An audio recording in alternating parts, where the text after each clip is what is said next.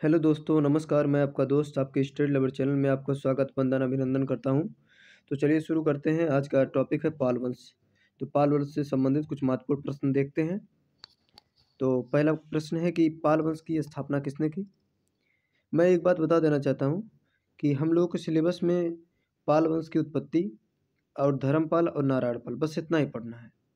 तो हम पाल वंश के पूरे पूरे शासकों का वर्णन नहीं करेंगे, सिर्फ धर्मपाल और नारायणपाल से संबंधित क्वेश्चन की बात करेंगे। और धर्मपाल के बाद बीच में आता है देवपाल, तो देवपाल के विषय में भी कुछ जान लेंगे। तो चलिए, पहला प्रश्न है कि पाल वंश की स्थापना किसने किसने की। तो option A Gopal, option B Dharmapal, option C को देवपाल, ऑप्शन डी कोई नहीं। तो इसका आंसर हो जाएगा गोपाल। नोट कर लीजिए, उदंतपुरी के बौद्ध विहार की स्थापना भी इसने ही किया, गोपाल ने। अगला प्रश्न है कि गोपाल ने कब कब से लेकर कब तक शासन किया। तो ऑप्शन ए 720 से 770, ऑप्शन बी 730 से 770, ऑप्शन सी 750 से 770, ऑप्शन डी 760 से 770। तो ऑप्शन सी 750 से 770 इसका आंसर हो जाएगा। अगला प्रश्न है कि खालिमपुर लेक किससे संबंधित है। तो option A Dharmapal, option B Devpal, option C Narayanpal, option D Mahipal. तो इसका ऑप्शन हो जाएगा ऑप्शन ए धर्मपाल। अगला प्रश्न है कि मुंगेर लेक किससे संबंधित है। Option A Dharmapal, option B Devpal, option C Narayanpal, option D Mahipal. तो इसका आंसर हो जाएगा ऑप्शन बी देवपाल।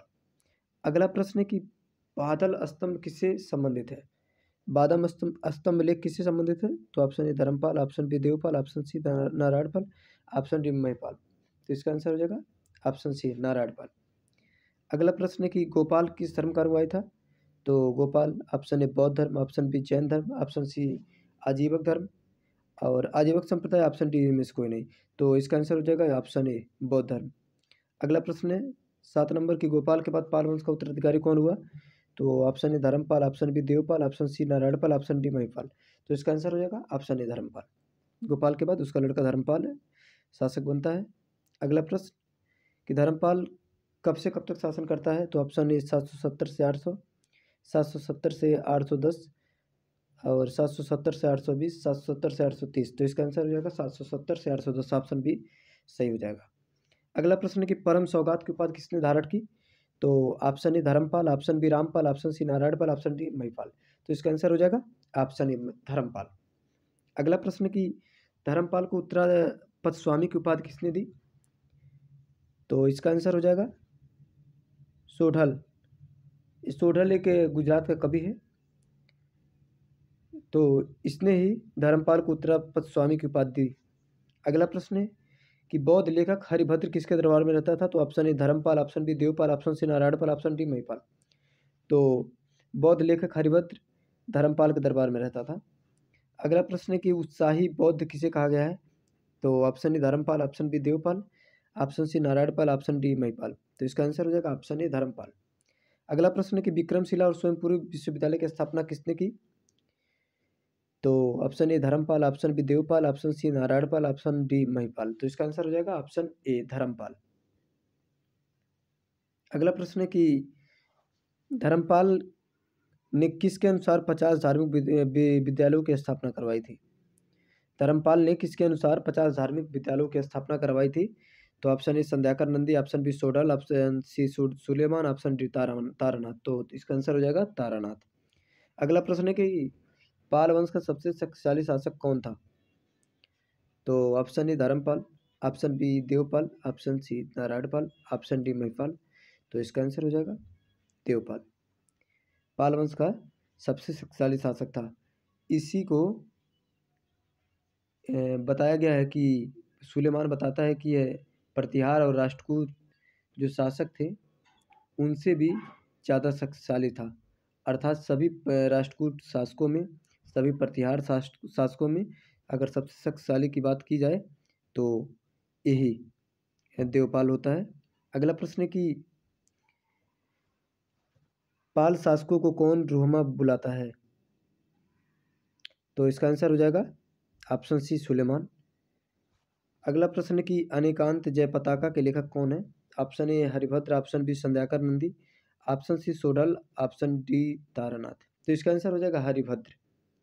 हरिभद्र वही जो अभी धर्मपाल के दरबार में रहता है। अगला प्रश्न है कि नारायण पाल किस धर्म से संबंधित है? तो ऑप्शन ए बौद्ध, ऑप्शन बी जैन, ऑप्शन सी शैव, ऑप्शन डी इनमें से कोई नहीं। तो ये बहुत इंपॉर्टेंट प्रश्न है, इसको याद रखिएगा। नारायण पाल, पाल में सभी लोग बौद्ध से संबंधित हैं, लेकिन नारायण पाल शैव से संबंधित है, इसको ध्यान रखिएगा। अगला प्रश्न है कि शिव के समान 1000 मंदिरों का निर्माण किसने करवाया? Option A Dharmapal, option B Devpal, option C Narayanpal, option D Mahipal. तो इसका आंसर हो जाएगा नारायण पाल। अगला प्रश्न है कि रामपाल चरित के लेखक कौन है?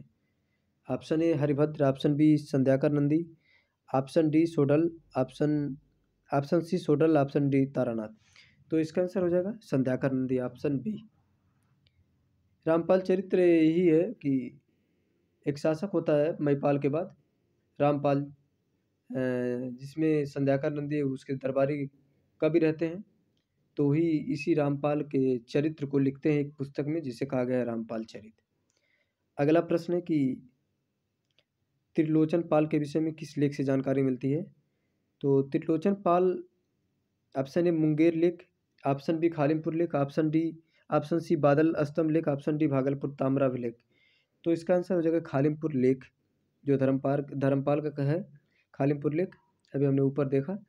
तो ये जो त्रिलोचन पाल है, ये धर्मपाल की मृत्यु के बाद उसका सुयोग्य पुत्र देवपाल पाल वंश की गद्दी पर बैठता है। तो खालिमपुर लेख से पता चलता है कि त्रिलोचन पाल नामक उसका एक बड़ा भाई भी था। तो इसके बड़े भाई की पुष्टि होती है। तो आज के लिए बस इतना ही, मिलते हैं नेक्स्ट वीडियो में। ये बहुत छोटा था, तो फिर इसको आप देखिए अच्छे से, और जो भी कुछ डाउट हो आप कमेंट सेशन में कमेंट कीजिए और हमें बताइए, हम उसका समाधान देने का प्रयास करेंगे। तब तक के लिए बाय, धन्यवाद।